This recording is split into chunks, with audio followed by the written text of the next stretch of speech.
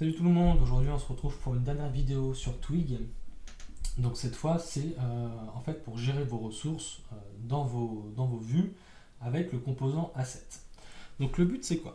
Le but ici c'est de pouvoir de pouvoir accéder à un fichier qui se trouve dans notre dossier public. Pour rappel, notre dossier public à la racine de notre projet, c'est dans le dossier où va se trouver tous nos fichiers qui vont être publics par définition, mais du coup accessibles à de l'utilisateur. Donc ça peut être des fichiers images, ça peut être du JavaScript ou du CSS.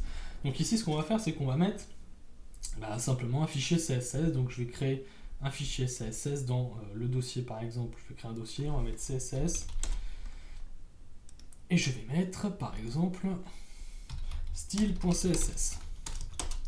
Voilà, je mets ça là-dedans, et ce que je vais faire, je vais mettre un truc un peu bidon, je vais faire body, background, et je vais mettre tout ça en gris. Pas très joli, mais l'idée c'est quand même d'avoir quelque chose. Bon. Maintenant, ce qu'il va falloir faire, c'est intégrer ce CSS dans notre code. Donc pour ça, rien de plus facile, on va aller dans le base.html.twig, et on va l'ajouter ici dans notre bloc style sheets. Comme ça, si besoin, on pourra soit l'écraser, soit le réutiliser et ajouter des choses dans d'autres vues. Et donc du coup, là, ce qu'on va faire, c'est qu'on va d'abord créer notre fameux bodies link. Et là, il attend dans href, évidemment, le chemin. Alors, on pourrait être tenté de faire comme ça. Voilà, de faire par exemple style, alors c'est CSS, pardon, CSS, style.css. Ok, regardons ce que ça donne. Regardons ce que ça donne, je vais à la racine.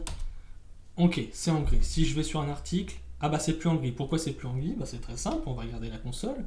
Et la console nous dit quoi? Nous dit vous ne pouvez pas, on n'a pas trouvé la ressource qui s'appelle style.css. Pas forcément, parce qu'en fait, il va chercher ce fichier-là dans /article/css/style.css. Oui, parce que vu que là, notre URL est composée de article/show, il enlève le show et puis en fait, il ajoute ce qu'il y a ici.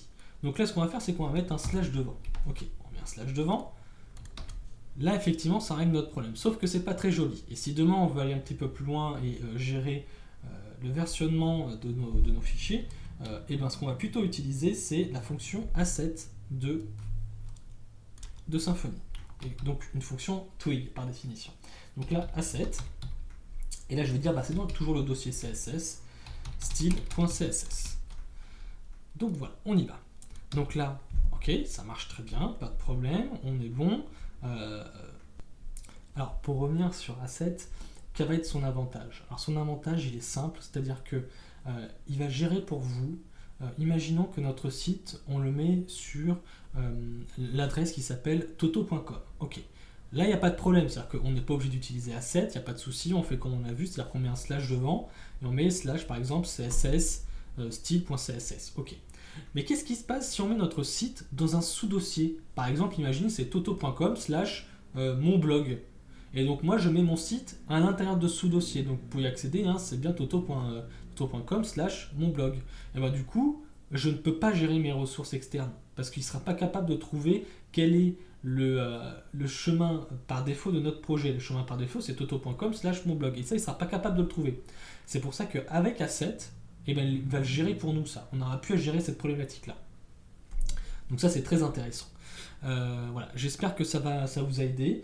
Et maintenant, on continue, on avance. C'est fini pour Twig aujourd'hui, et en tout cas pour les prochaines vidéos. On en verra peut-être un petit peu à la fin, en vidéo bonus. Je verrai un petit peu si j'en ajouterai. Si vous avez des demandes, n'hésitez surtout pas à les poster en commentaire, c'est très important. N'hésitez surtout pas, ça ne prend pas très longtemps de poster quelque chose. Vous avez vu, mes vidéos sont quand même assez sommaires, assez simples et pas du tout montées, qu'on soit bien d'accord. Donc n'hésitez surtout pas. Et puis on se retrouve pour une nouvelle vidéo, mais cette fois sur Doctrine. Merci, à bientôt.